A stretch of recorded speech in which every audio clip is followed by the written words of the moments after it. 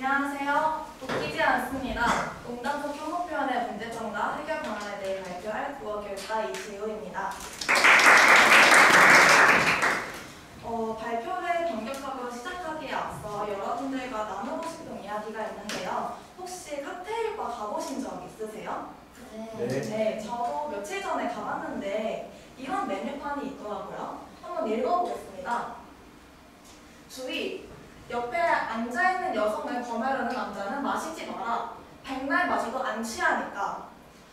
제가 이 문구를 보고 분명히 웃자고 하는 말이고 농담인데도 불구하고 굉장히 불쾌한 감정을 느꼈는데요. 여러분들도 이 문구를 보시면서 각자 어떤 감정을 느끼셨을 거라고 생각합니다. 그 감정을 떠올리면서 그리고 제가 불쾌하다고 이야기했던 이유에 대해 생각하면서 제 발표를 들어주시길 바랍니다.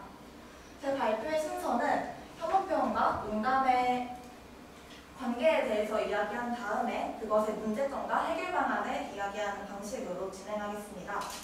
먼저 혐오 표현과 농담에 어떤 관계가 있는지 설명을 드릴게요. 혐오 표현이란 소수자의 편견, 차별, 그것을 확장하고 조장시키는 표현, 그리고 소수자가 그 속성을 가졌다는 이유만으로 그들을 멸시하고 모욕하고 위협하는 표현을 말합니다. 혐오 표현에는 인종, 여성, 장애인 이렇게 다양한 양상으로 나타나고 있는데요. 오늘 제 발표에서는 이 세 가지를 중심으로 농담 속의 혐오 표현이 어떻게 나타나는지 사례를 중심으로 보여드리겠습니다. 먼저 인종 혐오 같은 경우에는 정말 다양한 종류로 나타나긴 하지만 저는 여기서 흑인 혐오에 대해서 이야기하고자 해요. 흑인 혐오 중에는 대표적으로 블랙페이스라는 혐오 표현이 있습니다. 블랙페이스는 여기 사진을 보시는 것과 같이 흑인으로 분장을 하고 공연을 하는 것인데요. 이 분장은 온몸을 검게 칠하고 입술을 과장되게 연출하고 곱슬머리 가발을 쓰고 해진 옷을 입는 방식으로 이루어집니다. 이 분장을 의도하는 것은 사람들로 하여금 웃음을 유발하는 것인데요. 따라서 흑인의 외양이나 문화를 그 자체로 인정하지 않고 우스꽝스럽게 바라본다는 점을 확인할 수 있습니다.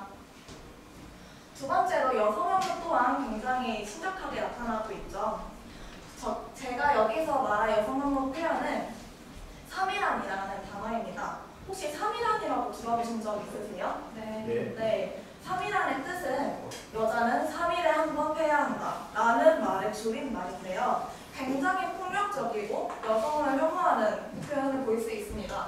근데 이렇게 심각한 의미를 가지고 있음에도 불구하고 얼마 전에 한 대학교에서 축제 게임 대회 팀명으로 3일안을 사용했다고 합니다. 굉장히 폭력적인 의미를 담고 있음에도 불구하고 이것을 장난으로 소비하는 양상을 볼 수 있습니다. 마지막으로 장애인 혐오 표현을 볼 텐데요. 신체 장애인이든 지적 장애인이든 사람들은 장애인을 우스꽝스럽게 바라보고 의도적으로 희화화해서 흉내내는 것을 많이 볼 수 있습니다. 실제로 한 예능 프로그램에서 영화 기봉의 주인공, 즉 발달 장애인을 흉내내는 것을 볼 수 있었는데요. 사진을 보면 알 수 있듯이 그들을 정말 희화화하는 의도적으로 우스꽝스럽게 표현하는 것을 볼 수 있습니다. 제가 앞서 보여드린 세 가지의 예시들은 단순히 웃음을 유발한다고 해서 아니면 가벼운 장난으로 기능한다는 점에서 혐오 표현이라고 보기 어려울 수도 있습니다. 하지만 이것은 명백한 혐오 표현인데요. 그 이유는 토머스 홉스의 우월성 이론을 통해서 확인할 수 있습니다. 이 이론에 따르면 웃음이란 다른 사람의 약함, 불행, 부족한, 서투름을 볼 때 그들에 대한 일종의 조롱의 표현이라고 해요.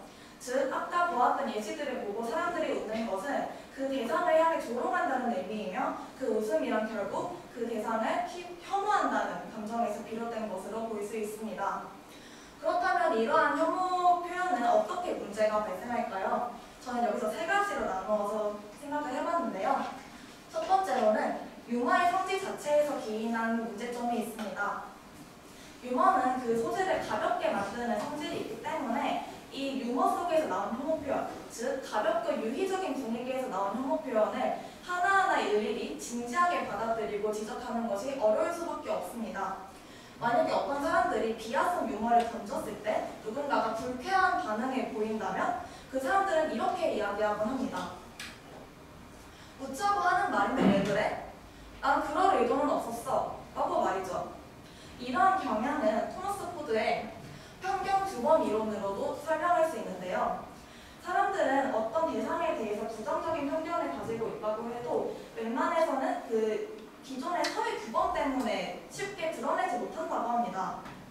하지만 누군가가 비하성 유머를 던졌을 때에는 차별을 가볍게 여겨도 된다는 허용적인 분위기가 조성되기 때문에 점차 그 규범이 느슨해지고 자신이 가지고 있었던 부정적인 편견을 드러내기 쉽다는 것입니다.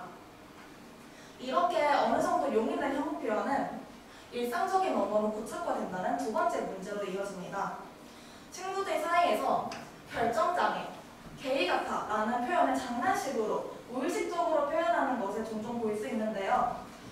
이것이 결국 혐오 표현임에도 불구하고 내가 쓰는 표현이 혐오 표현인지 아닌지도 모르는 상태에서 무의식적으로 사용하는 양상을 볼 수 있습니다. 이런 혐오 표현 하나하나는 결국에 소수자를 사회에서 배제하고 차별한다는 세 번째 문제로 이어집니다. 이 과정에서 이 사람들은 정신적인 고통을 받을 뿐만 아니라 사회에서 실질적인 차별을 받는다는 문제로도 이어집니다. 일종의 다리 역할을 하는 것이죠.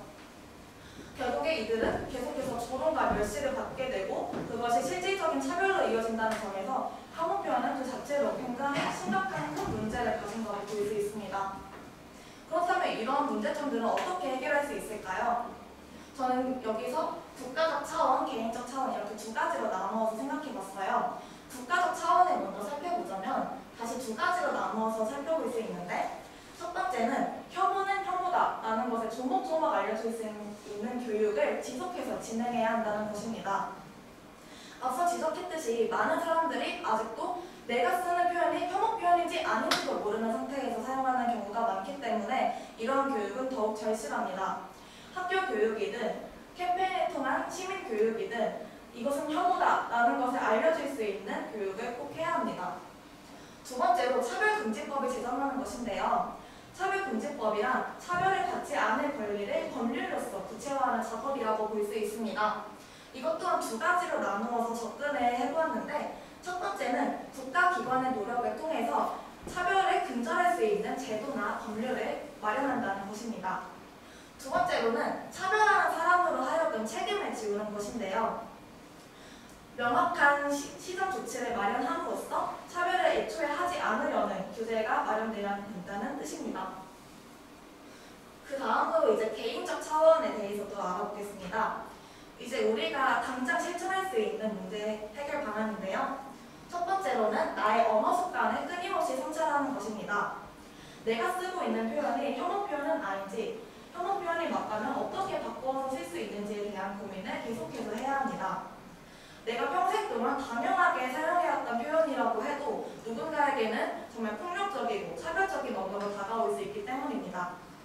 두 번째로는 소심한 반대를 하는 것인데요. 소심한 반대란 누군가 비하성 유머를 던졌을 때 그 유머가 결코 웃기지 않다는 것을 표현하는 것입니다. 즉 웃지 않는 것입니다.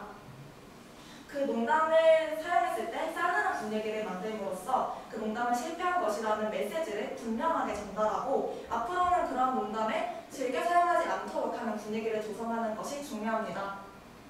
이렇게 개인적 차원의 해결 방안까지 모두 살펴보았는데요. 제가 발표를 마치기 전에 일단 앞서 말씀드렸던 이 문구를 다시 확인하려고 해요. 제가 이제 이게 불쾌하다고 했던 이유를 두 분은 이해하시겠나요? 네. 앞으로는 이 발표를 듣고 나서 이런 농담이라고 해도 이런 표현 속에 혐오 표현이 있다는 것을 조목조목 알 수 있는 섬세한 감수성을 지니셨으면 좋겠습니다. 앞으로 소수자나 사회적 약자들이 배제받고 차별받지 않은 사회가 만들어지길 바라며 제 발표를 마치겠습니다. 감사합니다.